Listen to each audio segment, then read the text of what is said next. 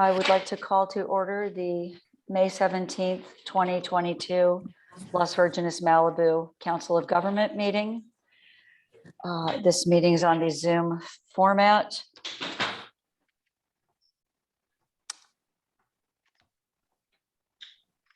Okay, may we have a roll call, please? Eniko Gold, Here. Chris Anstead, alternate Dennis Weber, Here. Kelly Honig, Present. Alicia Weintraub,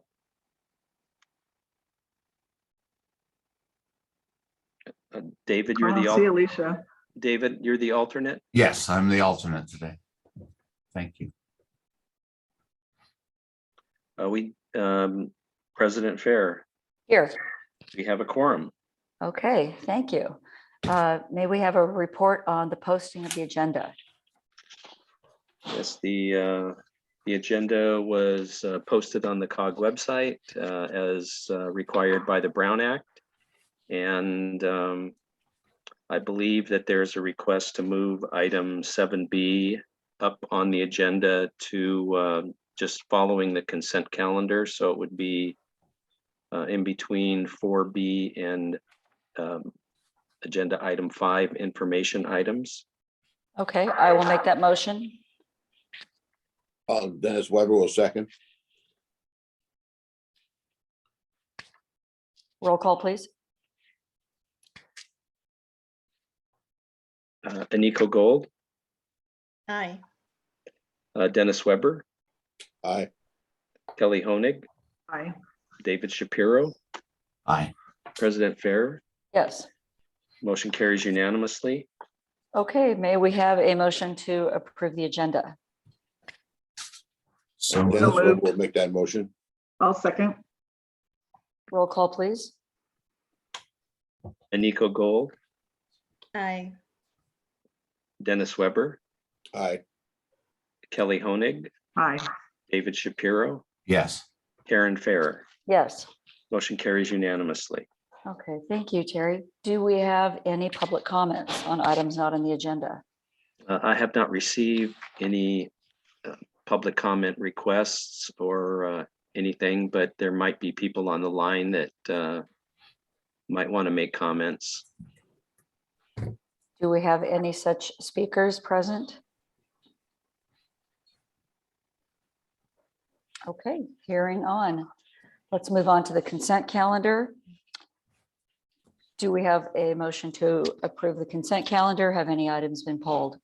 If I could point out that I just over the weekend after the agenda was posted noted that the meeting notes from the April meeting under the approval of the agenda had Dennis Weber instead of Chris Anstead listed. Chris is listed in the rest of the agenda since he participated in the meeting, but I just missed that one. And so I corrected that and just emailed it out to you a few minutes ago, so you have the corrected version. Okay, Terry, I'll ask your advice. Do we want to move to approve the amended minutes? No, just approve the minutes as corrected. Oh, okay, thank you. Okay, with that in mind, The roll call would be Eniko Gold, Aye. Chris Anstead, excuse me, Dennis Weber. Aye. Kelly Honig, Aye. David Shapiro, Yes. President Fair. yes. Motion carries unanimously. Okay, Terry, would you like to give us the executive director's report? Be happy to.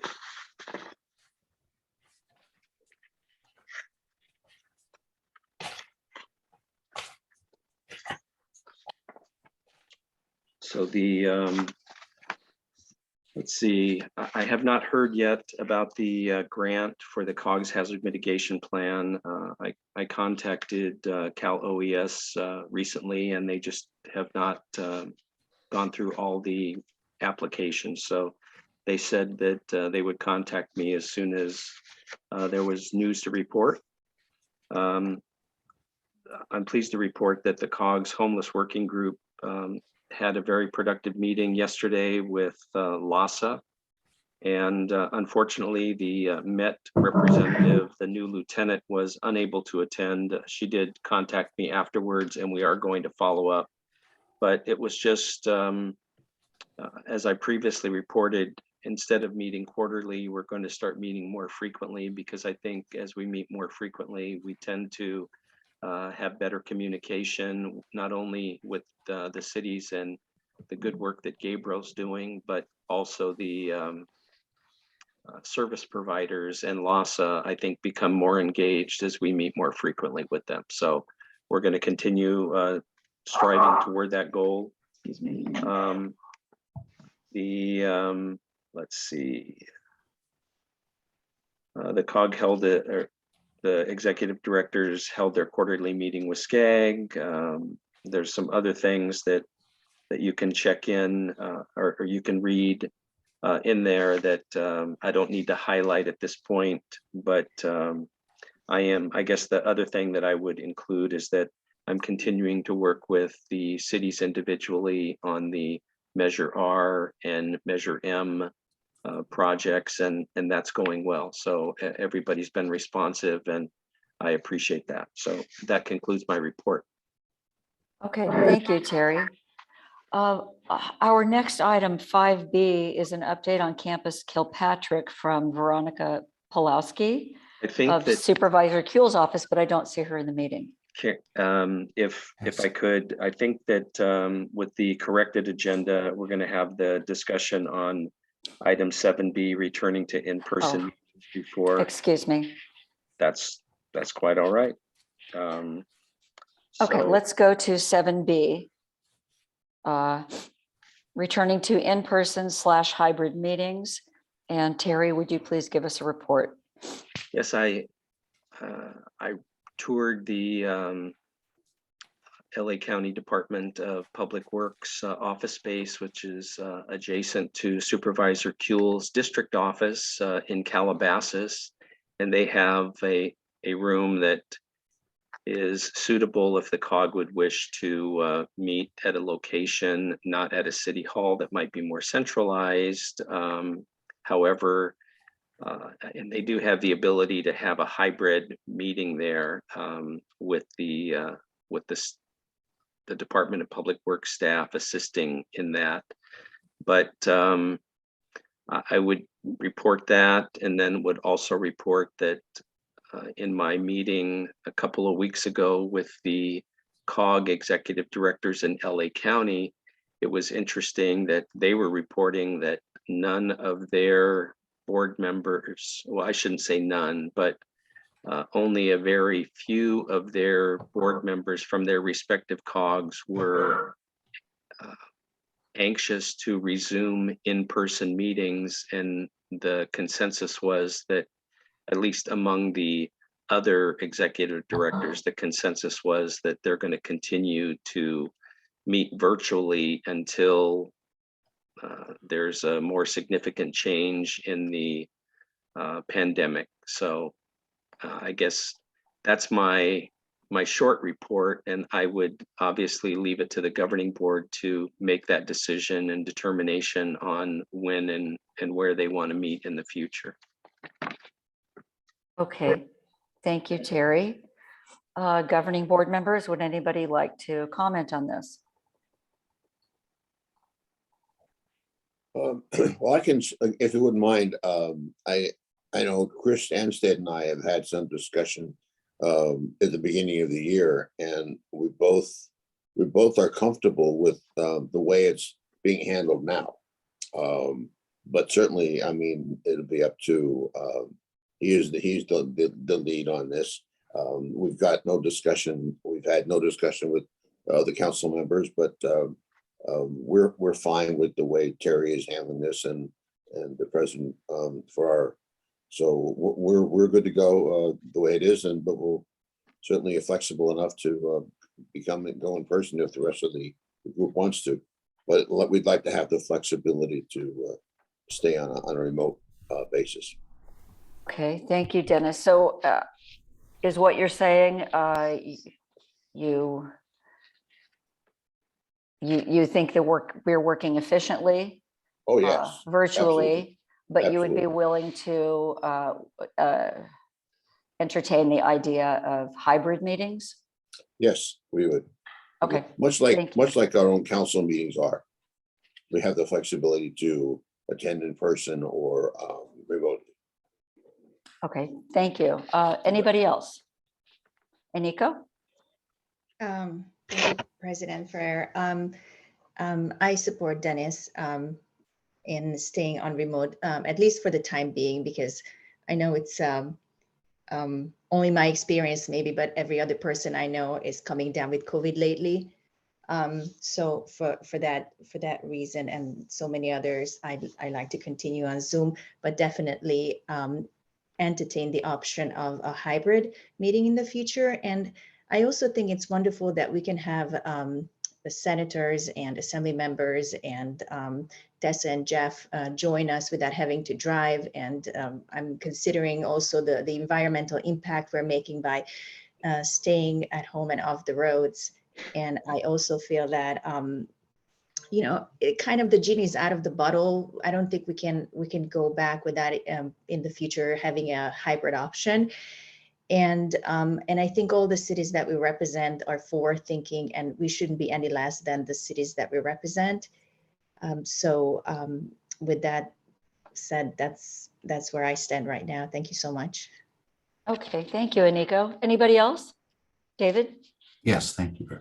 And this is probably going ahead, so I won't speak later, Kindred.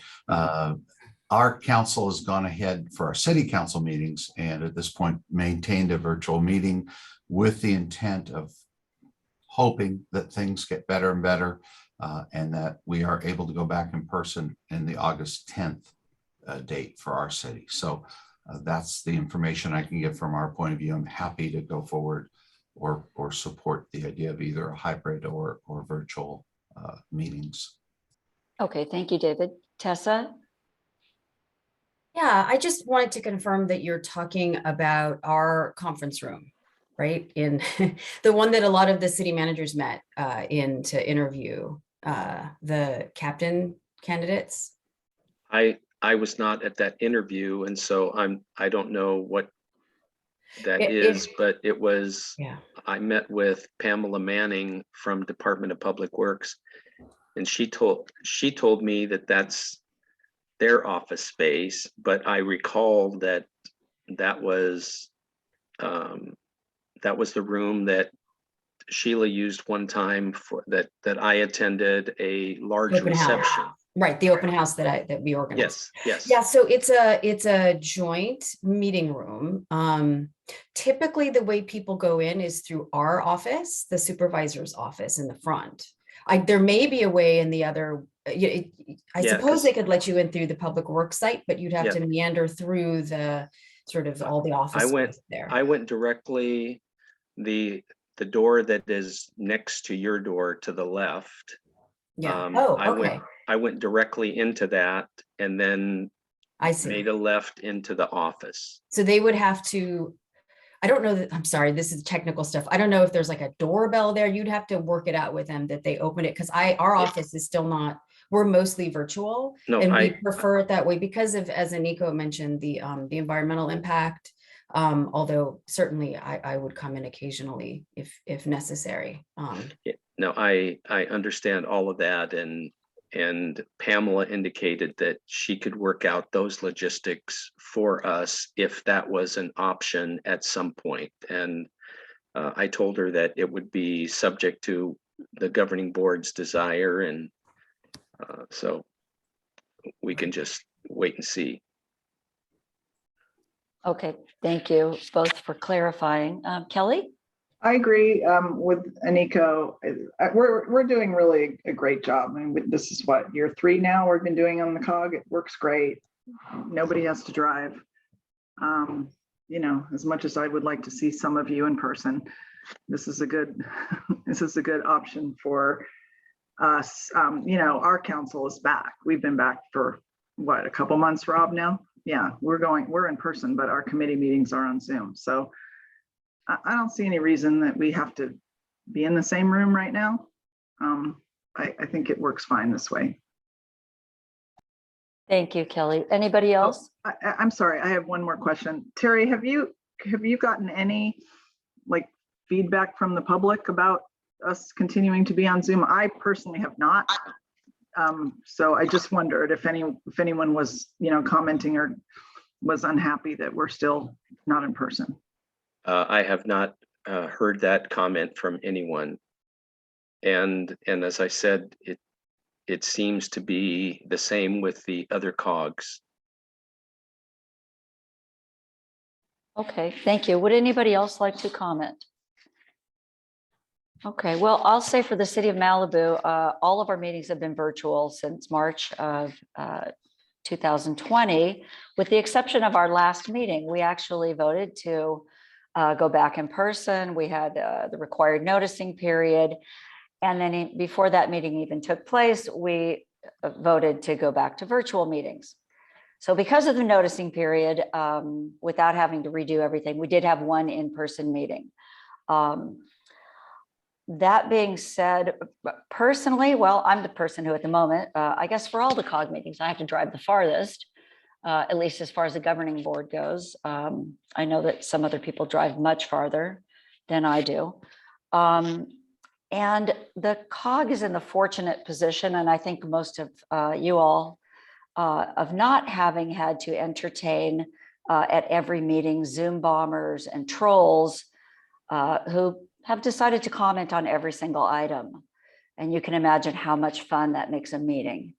So I too am happy to stay with remote meetings. I think we've been working efficiently. I thank Terry for just being so consistent and steering the ship from an administrative standpoint.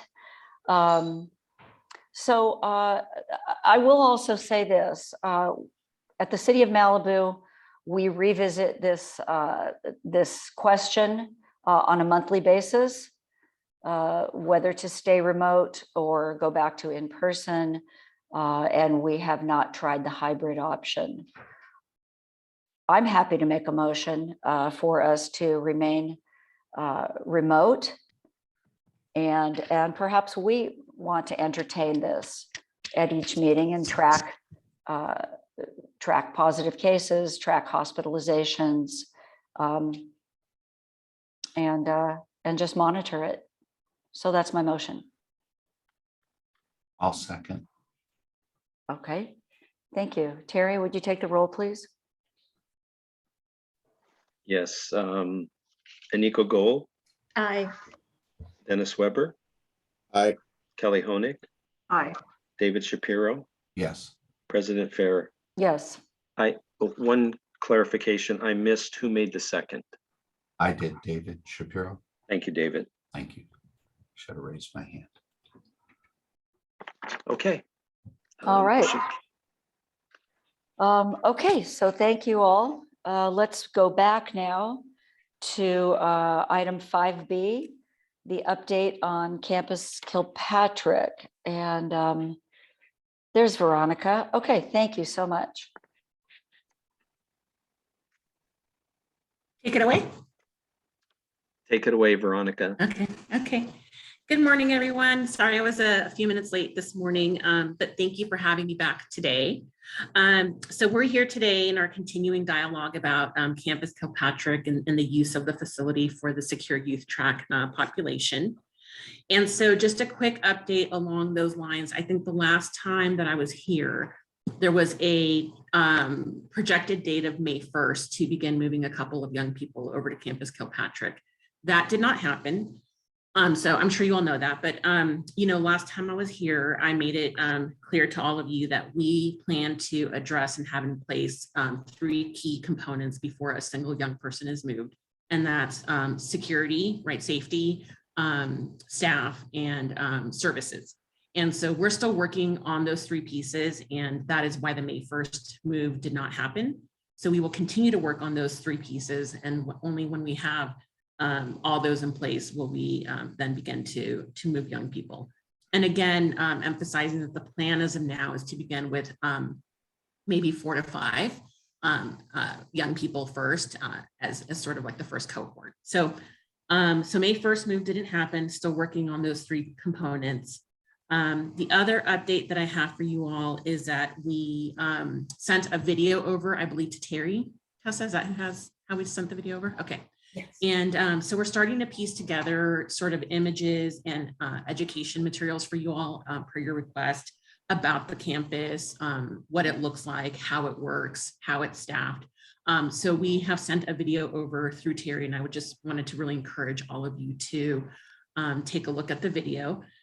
And then finally, I'm here to introduce the county's head of the Office of Emergency Management, Kevin McGowan. So I think many of you know Kevin already, but I think that last time we were here, one of the big things that I took away was a lot of concern over fire safety and emergency preparedness from all of you. So our office did connect with Kevin and the department, and Kevin has been working with the department and is really knowledgeable on sort of like what has happened to make sure that we do have a fire plan and emergency preparedness post-Woolsey. And so our conversation with Kevin was really informative. So we thought it would be really great to have him come today and share with all of you some of that information as well. And again, that's really addressing what stood out to me as one of your primary concerns last time. But I do want to emphasize that I realize it's not your only concern. So my thought is to have Kevin here today. And then as we work on addressing the other pieces, the safety, security, services, staff, all that we are working on, I plan to bring different folks along to share information with you about those sort of like the 3 S's, right? So today we'll turn it over to Kevin. Thank you very much, Veronica. Thank you, Kevin. Thanks, Veronica, and welcome everyone. Thanks for the opportunity to speak to you today a little bit about the preparedness efforts out at Camp Kilpatrick. So following the Woolsey fire, and I'm fortunate because I've gotten to brief all of this members of this COG, pretty consistently over the course of the last few years with the Woolsey after action process. And Camp Kilpatrick and probation were a part of that effort, given some of the effects that occurred while the Woolsey took place. And so following the Woolsey after action review and then the corrective action plan, the probation department actually hired some additional consultants outside of the consultant group that did the after action review, which was Citygate. They hired some specialist consultants for the probation kind of environment, probation sector, to assist them in implementation of after action items. And in addition to the consultants, the probation department made a commitment to staff a department emergency coordinator. So something that exists throughout the county framework internally within the county is the departments, all of the county departments have a department emergency coordinator. Depending on what that department's mission is during disasters, and then also what their mission is outside of disasters, just like their normal kind of service space, kind of can dictate what their department emergency coordinator's scope of work is. And so it is kind of like Baskin-Robbins 31 flavors. Depending on which department you talk to, their department emergency coordinator can be kind of part-time, and they do emergency coordination, emergency management as an additional assignment to what their normal job would be. So in this particular case, probation identified and made the commitment to have a department emergency coordinator staff to address not just the Woolsey after action stuff, but I would call kind of whole community, wholesale emergency management improvements for that department. That emergency coordinator also is their primary liaison to the Emergency Operations Center. So for the last few years, their efforts have been to revise their department emergency plans and then also what we call site-specific plans. So they manage a variety of different sites that have a variety of different hazards, threats, risks, and then also just conditions associated with those sites. So they have site-specific plans that then kind of are grow up into the department emergency plan. And then their department coordinator is tied in with the County Emergency Operations Center. And I'll highlight a couple of key points that I think are important. So, one of the most significant after action items out of the Woolsey fire in general was coordination and communication, both internally with organizations, but then externally with the public. And that was a recommendation and an observation that was applicable to probation and the fact that Camp Kilpatrick and some of their other facilities throughout the county do have this direct impact or I should say direct threat from wildland fires. And so this investment in having a dedicated emergency coordinator that's tied into the county EOC is, pretty significant. In addition to that, I would just remind everyone throughout the Woolsey after action process, the Office of Emergency Management and the county EOC really took a hard look at itself and changed a significant amount of stuff. We changed our local ordinance and how our Emergency Operations Center activates and coordinates. And all of this is kind of a fabric that gets stitched together to ensure that our capabilities, our capacity in responding to and recovering from these emergencies is much more effective than it has been in the past. So there's been pretty significant improvements along the way. And with that, I'm more than happy to address any questions that the COG may have that are specifically related to this. Thank you, Kevin. Does anyone have any questions for Kevin? Okay, I do have one request. Would it be possible for you to send us a link to that segment of the after action review regarding Campus Kilpatrick? So I can send you, it won't be a link, but I can send you the different documentation that we have from the after action review as it relates to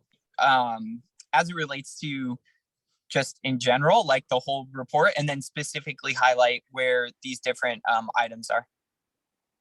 Okay, I personally would find that helpful in light of what I've read about the near-death experience with the evacuation during the fire and the very, very late evacuation. So, and I'm a big believer in using real world experiences as benchmarks to kind of show us where we stand with these improvements. And I'll say it's unfortunate that we have a lot of frequency of emergencies and disasters in LA County, but in my line of work, we're fortunate to be able to then put these improvements to test in real time. And since the Woolsey fire, we've had a couple of other fires, significant fires that have had direct impact to probation. And the responses to those have been significantly improved in those areas that were identified in the Woolsey fire as shortcomings. And so to your point about the late notification and then the struggling evacuation, when we had other experiences or other fires subsequent to that, we've been able to compress that timeline. The notification component is significantly improved. And going back to, one of the points I had brought up earlier, having that department emergency coordinator that has direct liaison role with Office of Emergency Management, the fire department, and the sheriff's department, it really compresses that timeline because now we have a single point to coordinate with that goes, facility wide, so that we're not trying to initiate contact with specific facilities where there may not be familiarity with personnel at those sites. Now, the one thing I'll say, because it's a single point, we do have redundancy. So when that department emergency coordinator is on vacation or, you know, out of the office for some reason, there is a redundancy of other people we can work with within the department.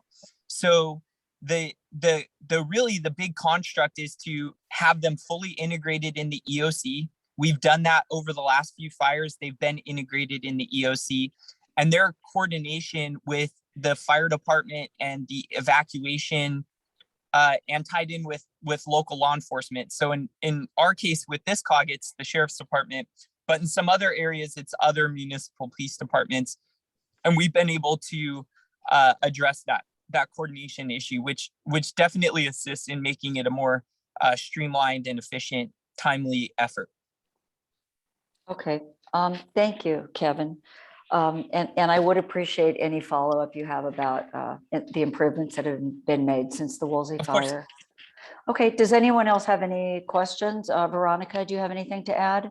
Yeah, I actually, Kevin, one of the things that we discussed when we had our conversation was this idea of improved sort of like you shared with me that it's not just probation's sort of responsibility and that it's not viewed that way anymore, but that there's like a multi-agency responsibility. And I was wondering if you could talk to the group a little bit about that, because I think that's a really good point to raise.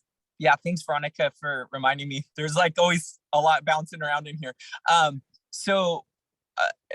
To kind of illustrate what Veronica is saying is, you know, when the Woolsey fire happened, there was definitely through the after action process, one of those light bulb moments for I think everyone involved, which was what you would consider kind of a narrow perspective on a role or responsibility. So fire is, you know, looking at the Woolsey fire and, you know, the vast majority of their mindset and perspective in attacking that fire is specifically on fire suppression and property protection and things like that. And then the sheriff's department had its lane and it was, you know, focused on that. So when we went through that process and what we've seen with other fires, we really made a commitment in the county family with these organizations to not look at things, especially at the incident commander, at that incident command and strategic standpoint, to look at the incident through this whole community lens and really increase responsibility. And so what Veronica's alluding to is fire is no longer looking at that problem set as saying, my sole responsibility is just to put the fire out. Now they're looking at it and saying, our responsibility is also to make sure we're engaging with these different stakeholders to make sure that they're informed and know what's going on. And then sheriff is saying, oh, our responsibility isn't only just to do evacuations and facilitate like security and traffic control. We also need to be, you know, looking at threats and risks from a holistic standpoint and making sure that, you know, we are communicating with these different entities. And a lot of that's happening at the incident command post and at the EOC through a facilitated process, and emergency management's integrated in on that too. And I'll give like a real world example. At the Bobcat fire, we had representatives from all the impacted jurisdictions and departments co-located at the incident command post, but then also at the emergency operations center. And we were able to identify what areas and what strategies needed to be taken care of by those two different entities. But we had representation by all those groups at both sites.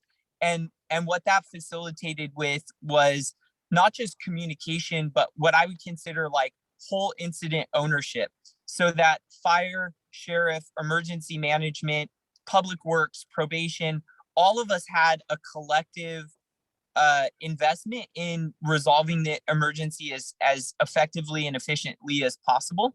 Whereas that's kind of a wholesale change, culturally speaking, from kind of how we used to do business. And it's a big improvement because it really amplifies our ability to, you know, I'll call it unity of effort, to achieve unity of effort and make sure that all of these different segments are being looked at effectively and efficiently. Okay, thank you very much, Kevin. And I appreciate the recognition of the silo approach in the past. Glad to see that's being addressed. Steve McCleary? Thank you, Chair Fair. And I don't want to go off point here, but and Kevin and I, we've worked together back at Ventura County and through the Thomas Fire. I just wanted to make a real quick point and comment here. You know, for all my 20 plus years of disaster training, and I'm sure we've all heard this before, the issue that comes up in any disaster is always about communication and coordination. And I appreciate everything that you shared today. And I know that there are some very earnest and capable efforts that are underway. I just want to make kind of a general comment, and I think I'll get agreement on this. I think the issue so much isn't identifying what the problems are. It's being in a continual mindset of preparing and training. And I think what happens is, you know, if we were to have another Woolsey fire today, I would feel pretty good that the first responders and the various agencies would work together really well. What I would encourage everybody here is to keep that mindset going forward, because it's not going to be next year, fortunately. It's probably not going to be 5 years from now. It's probably going to be 10 or 15 years from now when probably none of us are here. And I think that's the part that the point I really want to drive home is I don't want to have another set of folks here 5, 10, 15 years later, and they're going to be saying the same thing. Well, we had a communication, a coordination breakdown. So I think, again, it's about preparation.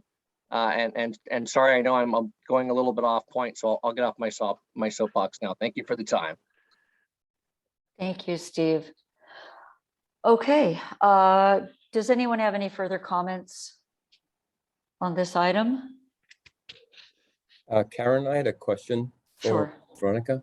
It's Robert Goes, Westlake Village. Veronica, you mentioned that there was a delay from the May 1st transition. Is there a new target date that you have? No, there really isn't a target date right now. If that changes in the coming weeks, I'll definitely, again, communicate that through Terry.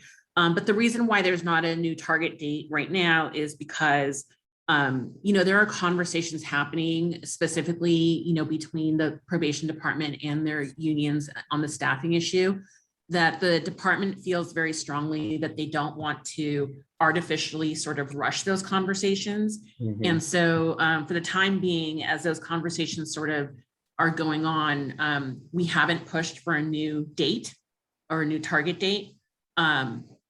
If those conversations go very well, you know, we could have a new sort of target date soon, but if those conversations get stuck, then that will delay things. So I think right now, nobody really wants to put a new date on it. Got it, thank you. And then the other question I had is I think we may have mentioned this last time, but is there an opportunity for the COG board members to visit the campus and you know, get sort of eyes on it and learn a little bit more about the program and the facility itself at the appropriate time? Is that something? Yeah. So we talked about that, and the one complication that we have is obviously that there are young people there who have, you know, there are confidentiality issues with the young people we have there. But I will say this, right now we're down to 11. There are 11, you know, kids there. And so, and I think that as the next couple of weeks and maybe month unfold, some of those young people are already sort of at the tail end of their time. So we're sort of preparing for the transition through attrition.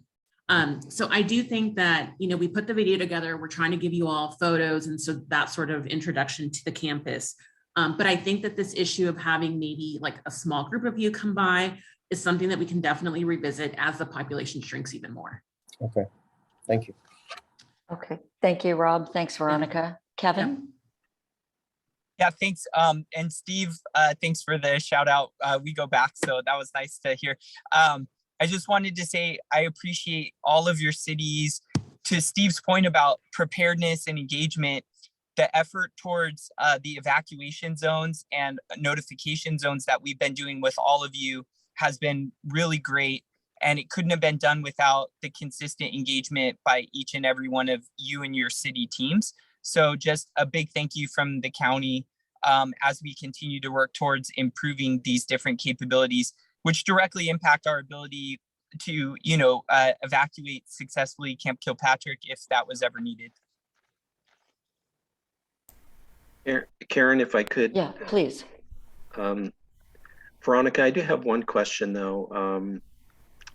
I've seen a probation camp and have been there during a visitation when parents are there and there's a bunch of the kids there, and the parents are able to see the other kids, and I can't really see where that would be different than a group of our folks, and having an informal visit or tour.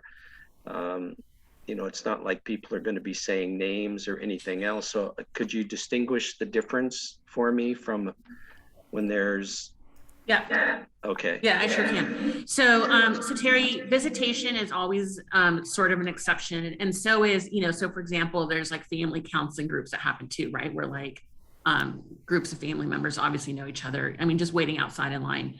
But there's always that exception of like, if you're part of the, visitation is a court order, it's part of the treatment plan, it's required, it is understood and accepted that in the process of conducting a court-ordered visitation, a statutory right, that there will be other people around, just like service providers, right? Service providers come in and they don't have a relationship, but it's understood that as part of a case plan for each young person, there will be service providers who are there.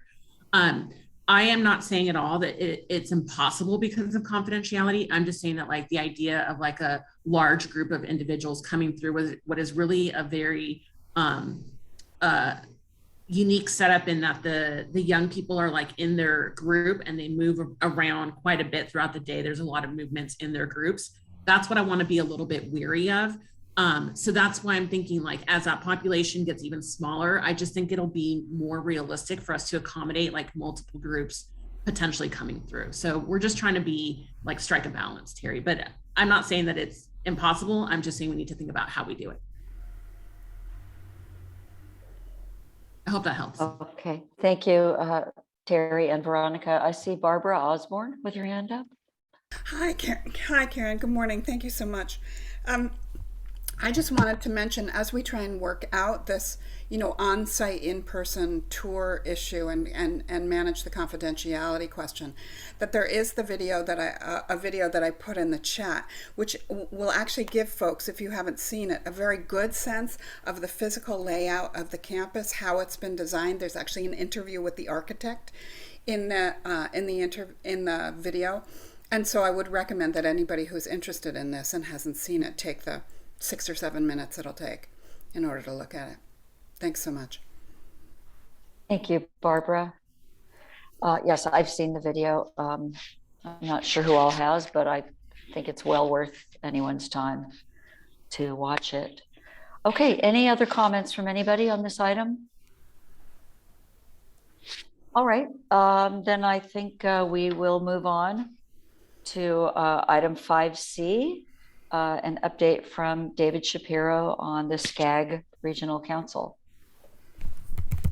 Thank you very much. It's great to see you all. It's been a number of years, and I appreciate the opportunity to represent the COG on the Regional Council for SCAG. So thank you all for that.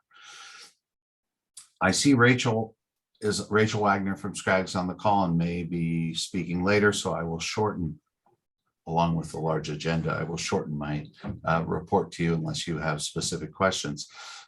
Just want to let you know, we've been virtual for a while. Then most recently, we've gone back to hybrid meetings with SCAG.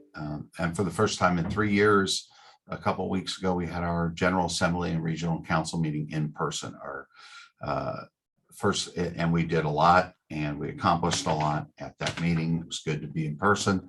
A little scary at times, but still was wonderful. A couple things I just want to bring to your attention. One is on Tuesday, May 24th at 10:30 a.m. is the regional agency workshop for curb space management study, which basically is talking about issues of curb space in growing cities, especially with what's happened with the legislature in the last year. So that is available to anyone. I will send the link to Terry to share with everyone, or send it to everyone if they are interested for their cities or have representatives who'd like to do so. The second is at each annual convention, this time in person, SCAG provides a regional data platform for each city, which is a really nice summary and tool with some information, quite a bit of information in it. The format this year is a little different, but I will go ahead, as I said, likewise, and send that link to Terry and to all of you. I can tell you now, if you want to go on the website at SCAG, look up, it's hub.scag, scag.ca.gov, and you can find each of your cities. So you don't have to wait for the link. And that's hub.scag.cal.ca.gov. And it's a nice thing to have for each city. And also, if you have comments on it, if you have seen them in the past, they were a little different, the format. So if you preferred the old format or something about this you like better, please let me know, and I will share that with SCAG, because they are looking for some feedback on it. And as I said, I will try and keep this report short. I see a full agenda here. Lastly, I have taken on additional leadership active positions with SCAG. I was recently elected vice chair of the CHD committee, and I've served on the legislative committee. On the legislative committee, there's one action item I wanted to bring to all of your attention. On that committee, I'm probably the only one who raised or seems to have concern about it, but it's an Assembly Bill 1445 by Assembly Member Levine from Marin County. And that bill basically would require, beginning in 2025, this pertains to housing and RENA numbers and HCD, that the methodology used by the Council of Governments for allocating regional housing needs must factor in impacts caused by climate change, including emergency evacuation route capacity, wildfire risk, and sea level rise. Now, to me, that's something for years I've been testifying when it comes to the RENA numbers for our region pertaining to the wildfire evacuation risks, that we should have that consideration factored in when it comes to giving us additional housing needs. There are issues, the issues brought up by some staff as to this particular bill or supporting it. One of them was the fact that every city will have something they can argue with climate change. And the other is that come in December, the legislature is going to be receiving a report from HCD on revamping the RENA allocation methodology process. But I, again, thought it was something worthy of bringing to the COG. And I think it's something I would suggest taking a hard look at for each of us, but possibly the COG take a positive position and write a letter of support. That would be a suggestion. And hopefully that between now and then, I would think that could get to the proper people before they prepare their methodology. I think it's something that could benefit our region. So those are the only things that I have right now. I have others, but I see Rachel on the call. So again, I'll just thank you for letting me represent you. And I attend every meeting so far on the regional council since you allowed me that opportunity, and appreciate it. All right. Thank you very much, David. And Rachel, do you have anything to add to that? Thank you. No, I do not. I have a report that Terry has provided in the agenda outlining some highlights that SCAG has held over the past month. So you can refer to that, but I have nothing else to add. Thank you. Okay. Karen, I just have a really Kelly, quick sure. comment. Thank you, David, for bringing our attention to AB 1445. I just have one word, finally. You know, they're paying attention to this. So I appreciate it. It is extremely important, and thanks for putting it in front of us. My pleasure. And I just want to make it clear, SCAG did not take a position at this point on this bill. But it is something that certainly our region and other coastal regions, Laguna, I would think would be very interested in supporting. Okay, thanks, David. Thank you. Okay, now we have city manager reports. Item 5D. Nate, do you want to go first? Sure, I'd be glad to. Good morning, everyone, and thanks for allowing me to present really quickly for you. In regards to COVID-related activities, we are still continuing to hold our public meetings as a hybrid. We are allowing the public into the council chambers. We haven't had a ton return. We've had a couple here and there, so still a lot more people online, and we plan to continue doing that. We have had a couple public workshops where we've allowed the public in, and we've probably had about 40 or 50 people in, so just kind of depends on what the topic is. But we're going to continue to do that and offer hybrid. And in regards to COVID, that's really all I have. Thank you. And Dennis, I'm sorry if you wanted to add anything else. No, that's fine. Fortunately, things are moving well, and no more updates. Nate is really good about keeping us apprised of what's going on and the issues. So I appreciate everything he and his team do. So thanks, Nate. Okay, thank you, Nate. Next up, Kindon. Thank you, President Ferrer. Good morning, board members. In regards to COVID, not much to report. David mentioned earlier, or Mayor Pro Tem Shapiro mentioned earlier, our intent to move to in-person meetings August 10th. That's pending what we see happening. Staff's recommendation at this time is that our commissions and other meetings remain on Zoom and not move to a hybrid. And so we're looking at that model. That will be, again, the council's discretion as we move forward. Outside of COVID, what we've seen is an uptick in just other yucks going around: strep throat, flus, colds, sinus infections. And so we've had quite a few employees out just because of the flu season. And it's very contagious, very strong, and I think a very similar symptoms to COVID. We've had a number of employees who've been out sick and have tested multiple times and only to have come back negative results. We're happy that, again, it's not COVID, but again, seeing quite a few employees just out sick with some strong symptoms. And so we're just watching that as well. One other point outside of COVID, if I could, President, is I just want to thank Carrie for coordinating some of the city managers and working on the water issues. I know that that's at the forefront of all of our minds right now as we look at the changes coming June 1st. And our goal is to work with the district to have a consistent and shared message on that, a shared approach to addressing some of those restrictions and how we move forward as cities. So we'll have more information as that comes up as well to our respective councils. Okay, thank you so much. Next up, Carrie. Hi, good morning, everybody. Thank you, Kindon.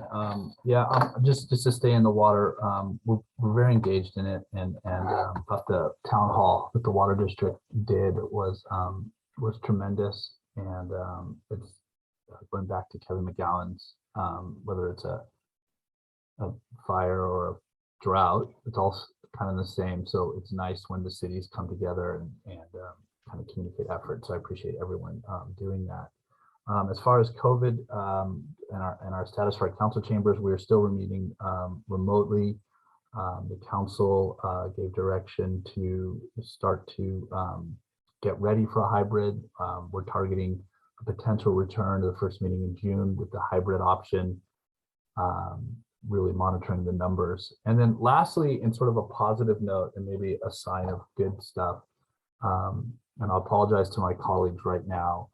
You guys have all done coffee with the COG. Well, we're doing ice cream with the COG today at our farmers market. We're bringing in Mr. Softy, and we just thought that 3 p.m. coffee doesn't sound good, so we're doing ice cream.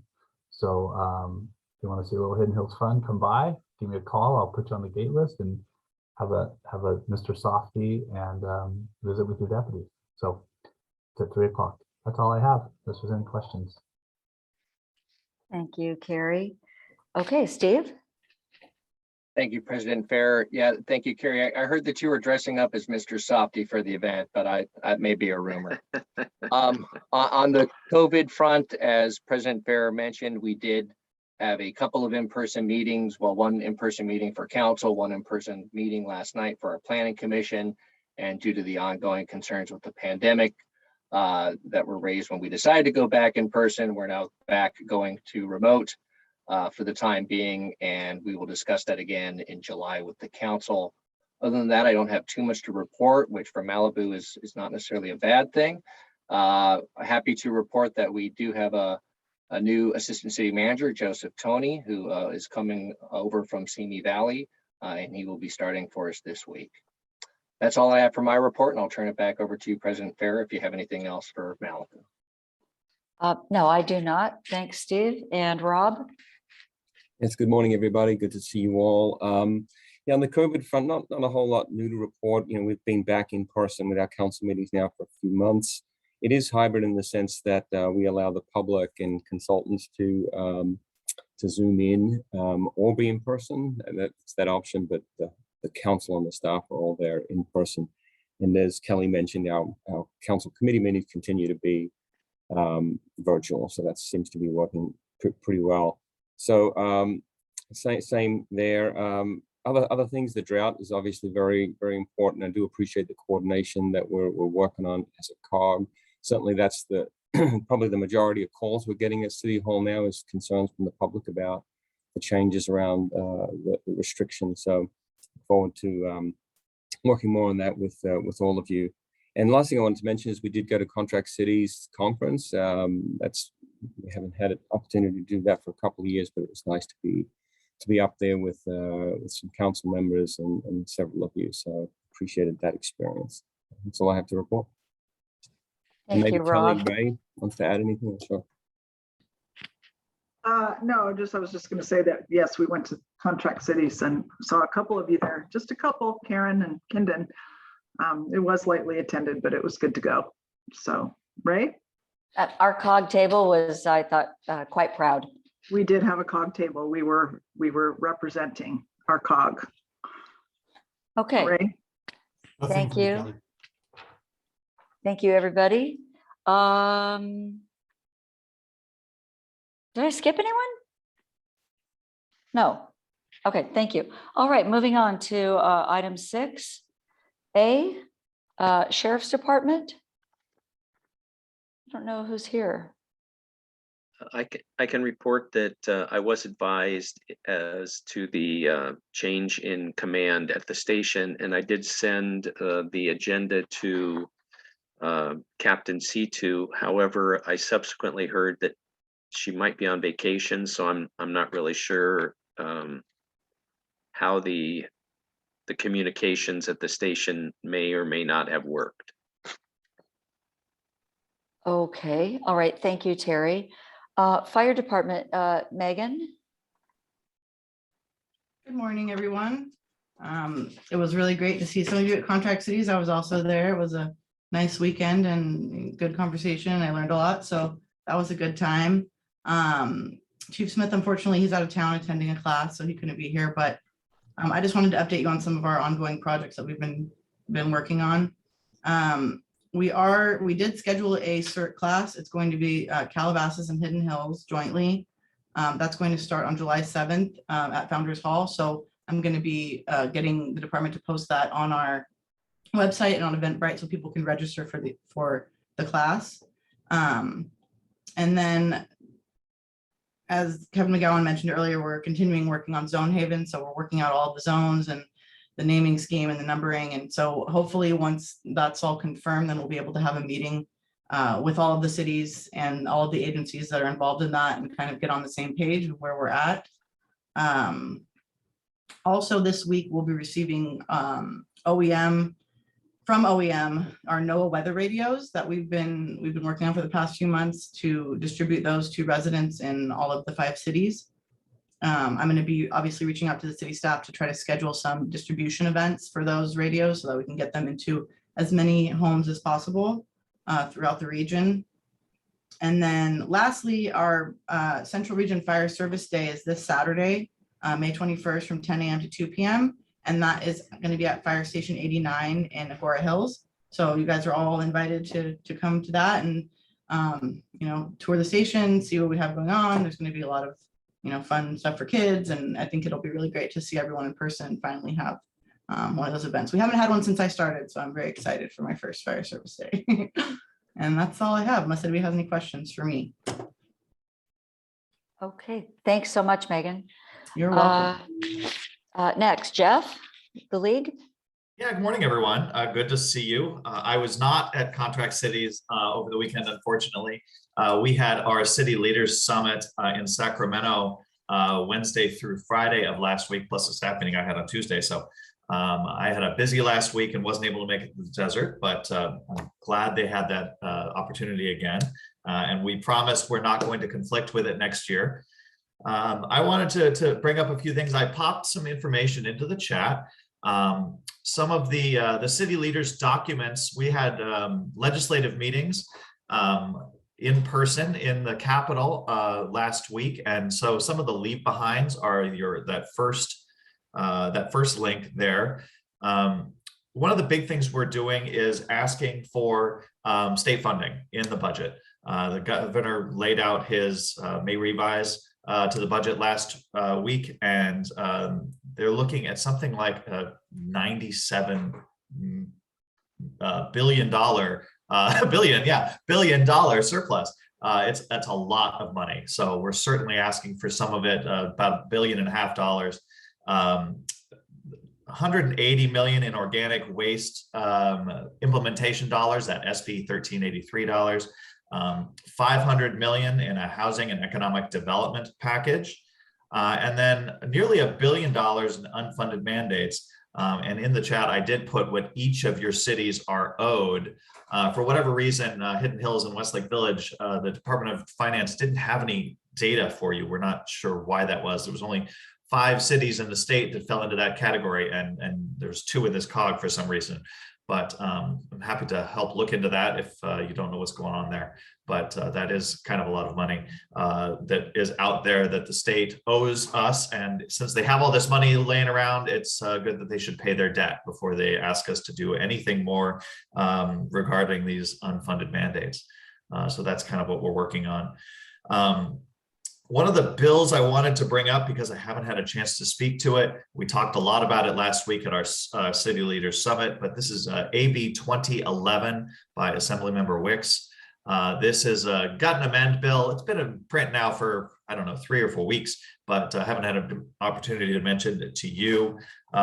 This allows by right affordable housing in any office, parking, or other retail locations. It throws your planning documents out the window and says that they can build this. If it's 100% affordable, they can do it anywhere they want. If it's a mixed use with only 15% affordable, they can go into a lot of these other mixed use areas and create housing there by right. So this is on a fast track. The speaker only assigned it to the housing committee, ignoring his own assembly local government committee. So that's advancing, and that's sort of on a fast track. So I am hoping that we're going to get an action alert out on it, but short of that, I wanted to at least mention it today and suggest you put it on your agendas to take a position if you can't just take a position right away with your legislative platforms. Next, I wanted to mention the California Business Roundtable initiative, which we made a lot of noise about this year. That would have really limited your ability to pass taxes and to get money back via fees. It would change most of your fees to taxes. So the California Business Roundtable announced on Friday that they had they were not going to focus on November. They're really going to focus instead on 2024. So we have avoided that fight for this year, which is really good news. We've got 2 years to prepare for a fight if they do end up deciding to run it again. It was unclear from their statement if they're going to continue to gather signatures. They have until, I believe it's the first week of August, if they want to continue to gather signatures with what they have in print now and get it on the ballot in advance, or if they are going to end up scrapping it, which I think they've spent about $10 million at least on signature gathering. So we're not quite sure what they're going to choose to do there. Lastly, I'll just mention, and before I take questions, our June 2nd meeting, the Los Angeles County Division is back in person. We're going to be at the USC Hotel downtown. And that event is including presentations by Study LA. We've heard them before at some of our meetings throughout the years. They do public policy research specific here to LA County. It's always really interesting to see what the details of their studies bear out. Our nominating committee is also meeting again. As you know, our installation happens in August. So we are almost to the end of James Bazagian's reign as our division president. So we are looking forward to that installation and that turnover. But I also, Senator Stephen Bradford will also be speaking at this division meeting. He is the chair of the Senate's Public Safety Committee. So we've asked him to come in and really work on that. Really enhancing public safety is one of our strategic goals for the division. So this is kind of our meeting that's going to focus in on that. So pleased to take any questions if you have them on this or legislation. Okay, thank you very much, Jeff. Anyone questions? Okay. I see that Nancy Frawley has put a message there in the chat and does not have a report. Do we have any other updates? Any other agency partners? Tessa. Yeah.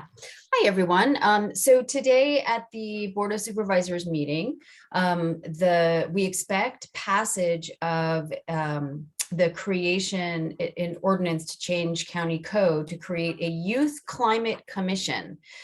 This was actually passed in 2020 by Hilda Solis and Supervisor Kuehl.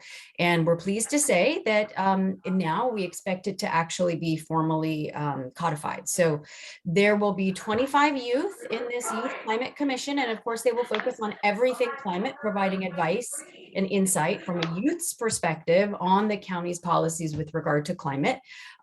Each supervisor gets 5 members. They must be at least 18 years of age.